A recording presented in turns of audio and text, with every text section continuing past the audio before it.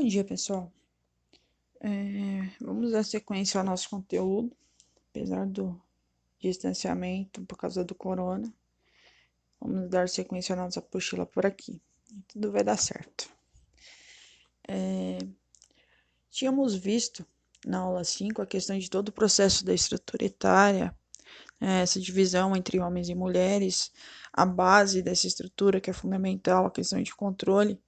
Vemos também que o Brasil vem envelhecendo porque devido às questões socioeconômicas e à mudança desse pensamento que se tinha antes de os objetivos foram mudando com o decorrer das últimas décadas. Hoje o Brasil tem uma população mais envelhecida. E hoje a gente vai ver a questão aonde que essa mudança da estrutura ela vai interferir diretamente na estrutura ativa da população. Por que é importante a diminuição da população na questão de ter esse controle? Quando tem um desaceleramento da população, o que ocorre? Tem que ter um equilíbrio. A pirâmide ela precisa ficar em equilíbrio. Não adianta você colocar um mínimo de criança e você ter muito idosos. Por quê? Quem segura a economia do país é o jovem, é o adulto. O adulto que está em período de trabalho, que é a população economicamente ativa. Ela que vai gerar recurso para suprir as necessidades dos idosos. Como a expectativa de vida dos nossos idosos foram aumentando, a gente vê hoje essa questão que a expectativa era de 65 anos, passou para 75 e hoje, pelas expectativas, por os idosos estarem mais ativos, a tendência é chegar aos 95 anos. Então, isso ocorre o quê? Vai ter a população porque de 0 a 19 anos é o que a gente chama de população economicamente ativa, mas passiva. Por que passiva? Porque depende de alguém para dar o dinheiro para comprar. Porque criança não trabalha. Então, criança vai depender de alguém para dar dinheiro para ela comprar. Quando a gente fala nessa questão, a gente vai estar falando diretamente no processo de desenvolvimento socioeconômico. Então vamos lá, entrar agora diretamente na estrutura ativa da população. O que é essa estrutura ativa? A estrutura ativa da população é a mão de obra do mercado de trabalho. Então o país ele tem a estrutura que ele tem, a população não economicamente ativa e ou o PEI, que é população economicamente inativa, ou o PEA, que é a população economicamente ativa. Quando a gente fala nesses dois fatores, o que é o PEA? O PEA ele envolve todas as pessoas disponíveis para exercer atividades produtivas, num conceito que engloba todo o processo que estão empregados ocupados, quando os que estão desempregados à procura de uma atividade é considerado desocupado. Então, o PEA é só aquelas pessoas que estão ocupadas, que têm um emprego. Isso podendo ser formal ou informal. Quando a gente fala no desocupado, né, o desocupado ele é diferente do inativo. Por que o desocupado? Ele está em período de trabalho, porém, momentaneamente ele não está trabalhando, tá? Então, ele não é considerado inativo, e sim desocupado. Porque ele pode fazer um bico, ele pode trabalhar informal, então ele pode gerar uma renda. O PEA, que abrange os inativos, são crianças, donas de casa, estudantes, são pessoas com quem o mercado de trabalho não pode contar. Então, eles não são produtivos. Quando a gente fala nessa questão do produtivos e improdutivo, a população economicamente ativa, tradicionalmente, ela é dividida em 3 setores, que são o primário, o secundário e o terciário. O setor primário abrange as pessoas que trabalham diretamente com matéria-prima, com atividades extrativistas e com a agropecuária. Então, processo de mineração, animais, vegetais, minerais, né, a questão do extrativismo e todo o processo de agropecuária. Isso são setores primários. O setor secundário está associado às atividades que passam por processo de transformação. Ela vai transformar o que foi tirado lá no primário e vai transformar nas indústrias, como pode ser objetos, pode ser construção civil, pode ser produção energética. Então, ela tem a matéria-prima que passa por transformações. Esse é o setor secundário. O setor terciário envolve as prestações de serviço, como médico, advogado, arquiteto, professor, comércio. Isso são tudo terciários, que é o final.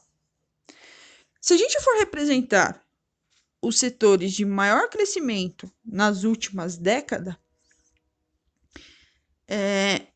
proporcionado pela evolução da tecnologia, como o avanço da informática, a questão da robótica, cria diversas ocupações no setor da prestação de serviço. Então, quando a gente fala nessa questão, acelerou esse processo, o processo de mecanização mesmo, que ocorreu no campo, na indústria. Isso gerou uma automação da indústria, eliminando postos de trabalho, e isso provocou, né, o que se chama de desemprego estrutural. O que é o desemprego estrutural? O desemprego estrutural é você perder o emprego porque tem inovações, tecnologia. A tecnologia substitui. Ele substituiu essa mão de obra. Hoje em dia, o nosso mercado de trabalho ele passou por essas inovações tecnológicas que causaram grandes mudanças em diferente estrutura social. Então, se a gente for pegar hoje, a nossa sociedade da informação, né, como é conhecido, ou era da informação, os trabalhadores braçais estão cada vez mais raros, porque hoje tudo é tecnologia. Hoje tudo é mecanizado. Se a gente pegar todo o processo de evolução, poucos trabalhos hoje a gente tem como forma braçal, porque a grande maioria é mecanizado, porque agiliza o processo, tem menos perda, a produtividade é melhor, gasta-se mais tempo. E outra, na visão da empresa, né, do empresário, o trabalho braçal, o empregado reclama de tempo de trabalho, condição de trabalho, a máquina não. Então, para eles é muito mais lucrativo investir no maquinário. Mesmo tendo essa questão que, eu vou falar, professora, mas e a mão de obra? Essa mão de obra tem que ficar se qualificando.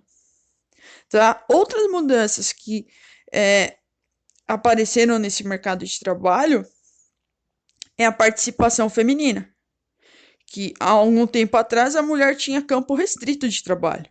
Hoje não. Se você pega, as mulheres ela têm competitividade no mercado de trabalho de igual para igual em todas as áreas. As áreas que eram mais restritas, mais fechadas, que fala não, esse é um trabalho masculino, hoje você vê mulher.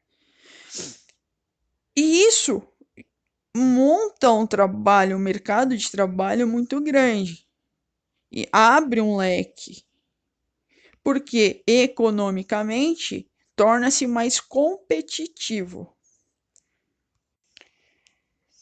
E se a gente pegar como essa base, né, a questão da mulher ser mais competitiva, desde 1970, essa competitividade da mulher no mercado de trabalho, antes comprometida pela menor força física, hoje, devido a toda a tecnologia, dá para competir de igual para igual. Só que em muitos países ainda tem esse preconceito da mulher no mercado de trabalho, ainda permanece alguns países do mundo, incluindo o Brasil, a mulher tendo renda mais baixa do que o homem, tendo poucas mulheres em algumas áreas que são consideradas extremamente masculina.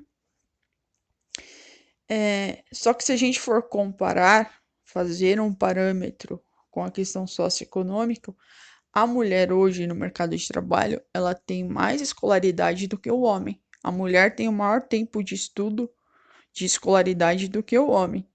E isso faz que ela se prepare melhor do que o homem.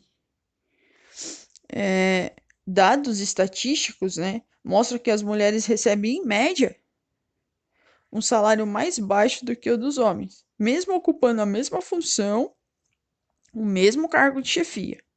Em alguns casos, a maternidade também representa um fator de diminuir a competitividade do mercado, pois os empregadores pressupõem que a dupla jornada, a mulher cuidar de casa e do trabalho, pode fazer com que a produtividade dela reduza. Então, por isso que ainda tem esse preconceito. Ainda falando sobre o setor terciário no PEA e todos esses fatores que envolvem, o processo afetou o país no mundo em diferentes modos. No desenvolvimento de setores primário e secundário que deixaram empregar muitas pessoas, o processo de urbanização e de escolaridade. Por quê? Hoje muitas crianças acabam, devido às más condições, acabam saindo da escola e isso faz com que elas acabam tendo empregos, né, trabalhos um pouco inferior, tendo um padrão de vida menor, a questão de salários menores, que é o que a gente chama de peças de troca. Quando a gente fala nessa questão, por muito tempo se falou, você não quer estudar, você vai trabalhar na roça. Você não quer trabalhar, você vai trabalhar no campo. Hoje, até para trabalhar no campo, você precisa estudar, porque no campo hoje a tecnologia está cada dia mais avançada. Então, para tudo isso, você precisa estudar. Então, quando ele fala nesse crescimento, com o maior acesso à educação, os jovens dos países foram se qualificando desde cedo para exercer atividades terciárias. Quando a gente fala nessa questão que eu acabei de falar, o campo hoje você precisa, porque o campo hoje, ele não é mais a base da enxada, da foice, ele é mecanizado. E para mecanizar você precisa aprender. Se você não tiver conhecimento, você não vai operar uma máquina, um caminhão, um drone. Então, isso faz com que as pessoas hoje tenham que procurar a educação para conseguir se desenvolver. Aqueles que não foram se adaptando à questão da tecnologia, o próprio setor, né, terciário, secundário e até mesmo o primário, por essa razão, o que foi acontecendo? O que a gente chama de hipertrofia. Foram perdendo o emprego e isso ocorre o inchaço social. Se eu perdi o emprego, eu não consigo mais porque eu não tenho. Eu estou desqualificada para o mercado de trabalho. Se eu não quero voltar a estudar para me preparar para esse mercado, o que vai ocorrer?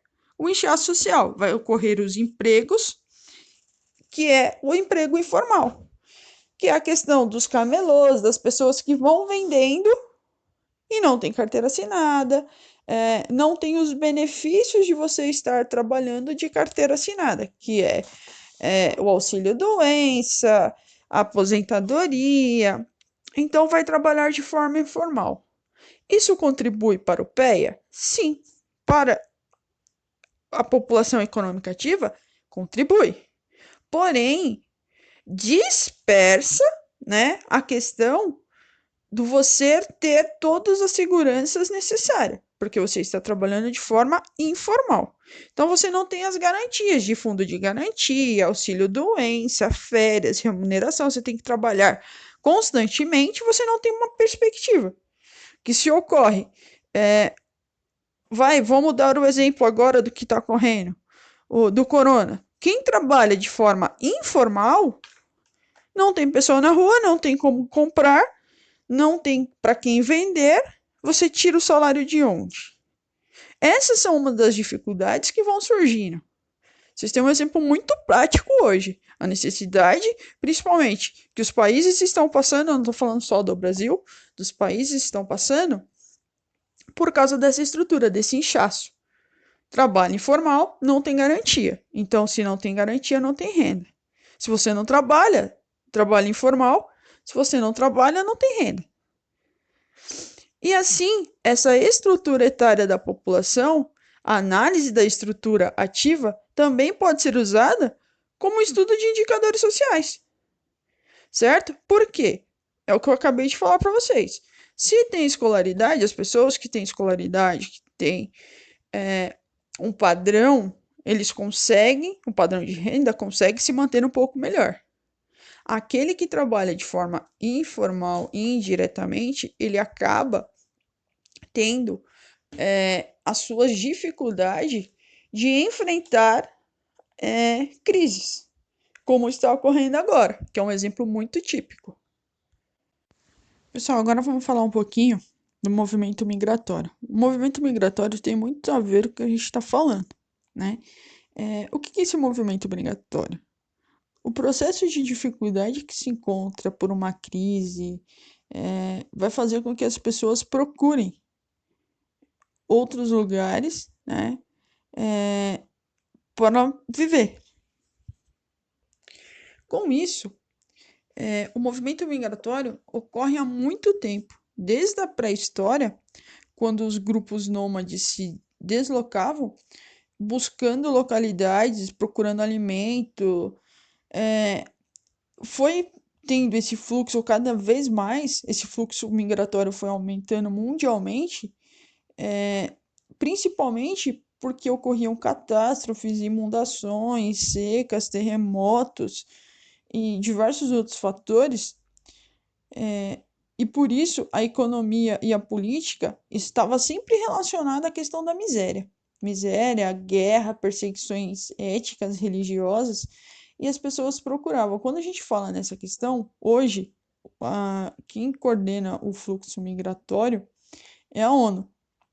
A ONU estimula, né, ou melhor, estima que mais de 200 milhões de pessoas vivem fora de seus países de origem hoje.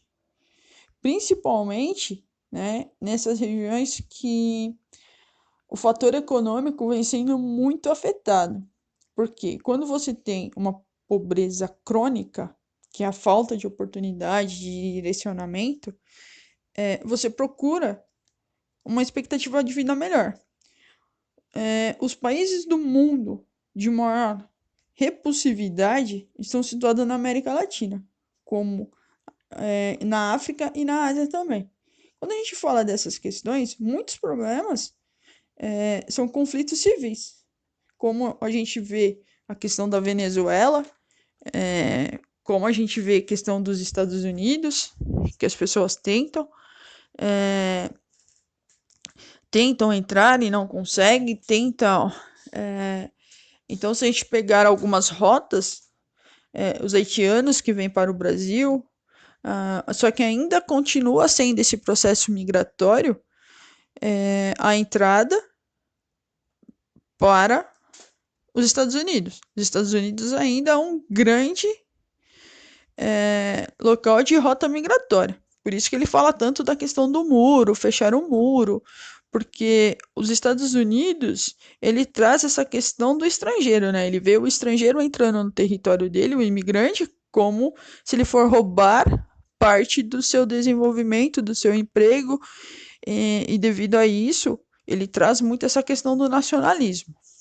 Esse fluxo migratório, segundo a ONU, as migrações nacionais envolvem o fluxo de pessoas 3 vezes maior do que as internacionais. Então, dentro do próprio país, a gente também tem o fluxo migratório saindo muitas vezes do campo para a cidade, o famoso êxodo rural. Quando a gente fala em processo migratório, a gente não pode só pensar de um país para o outro, mas a gente tem que pensar de uma cidade para outra, de uma localidade para outra. Hoje, muitas vezes, ocorreu por muito tempo a questão do fluxo. Saio do campo, vou para a cidade, né? Ou mudo do campo para o campo. Quando a gente fala no primeiro caso, que é muda do campo para a cidade, o êxito rural, isso foi ocorrendo por muito tempo e as cidades começaram a ficar saturadas. A cidade já não tinha para onde crescer, assim, então eles ficavam muito sem estrutura, sem, sem ter mesmo casa, comida, saneamento, acabavam passando necessidade e aí tentava voltar para o campo e não conseguia. Quando a gente fala dessa migração do campo para o campo, ocorre quando a população rural muda para outra região que é campo, que é característico em países de fronteira agrícola, tá? E também a consolidação, é, é, vou dar um exemplo, tipo do Centro-Oeste. Migram os gaúchos que mudam para São Paulo, tá lá no sul mexendo com soja, muda para São Paulo, vai começar a mexer com laranja, com café. Eles estão mudando do campo para o campo. Vai mudar o produto, porque o produto muda de região para região, porém, eles estão fazendo o processo migratório também. E questão também das cidades, né? A migração de cidade para cidade. Isso é mais fácil para entender, né? Que são as pessoas que mudam de uma cidade que não tem tanta estrutura por causa de trabalho, por causa de estudo, muda de uma cidade para outra. Um exemplo típico: sai de Bugaçu, uma cidade, e muda para o centro de São Paulo, muda lá para Paulista. Por quê? Isso facilita o processo, facilita o desenvolvimento, tem um maior benefício de vida, porque não fica tanto tempo dentro de transporte, evita trânsito. Isso faz com que tenha essa mudança também. E o outro ponto que recentemente o campo traz é a questão do fluxo cidade do campo para o campo, né? Como as cidades já estão saturadas, estão inchadas, e as pessoas que mudaram do campo para a cidade, que esperavam na cidade enriquecimento, conquistar coisas, que a cidade, como foi por muito tempo, São Paulo foi visto como a galinha dos ovos de ouro, e hoje chega aqui e vê que não é assim, o que ocorre? Elas começam a fazer o processo inverso, sai de São Paulo e vai para o campo, onde a qualidade de vida é melhor. Se você não tem, você consegue plantar, o que ajuda no orçamento, e isso ocorre no processo também de imigração, hoje da cidade para o campo, que é a questão inversa.